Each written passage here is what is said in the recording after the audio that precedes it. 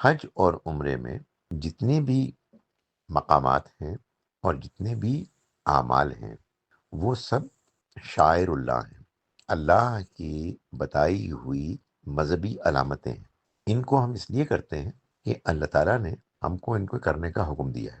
احرام ہو، تلبیہ ہو، حجر اسود ہے، خود بیت اللہ ہے، پھر منا ہے، عرفات میں جانا ہے، رمی جمرات ہیں۔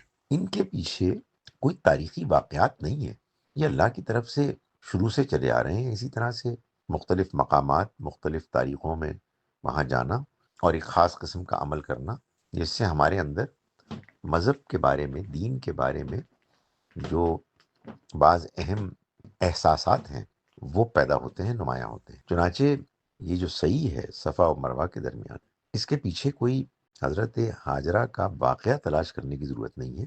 وہ واقعہ ویسے بھی قرآن مجید میں جو کچھ بیان ہوا ہے سورہ ابراہیم میں، اس کے بیان کے بعد وہ ٹھیک نہیں لگتا، فٹ نہیں بیٹھتا۔ آخر ہم طواف بھی تو کرتے ہیں، تو طواف کے پیچھے کیا واقعہ ہے؟ ہم عرفات جاتے ہیں، وہاں بھی کیا کوئی واقعہ ہے؟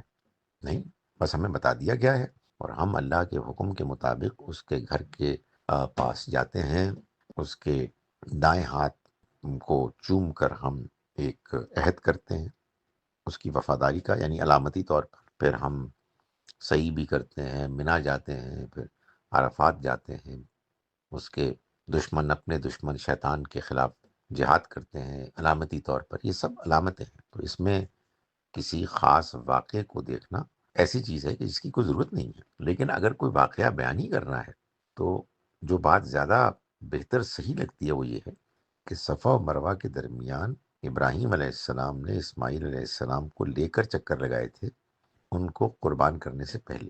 لیکن یہ بھی ایک ظاہر ہے کہ تاریخی واقعے کو سامنے رکھتے ہوئے ایک قیاس ہے، ایک اندازہ ہے، اس کے علاوہ کچھ نہیں۔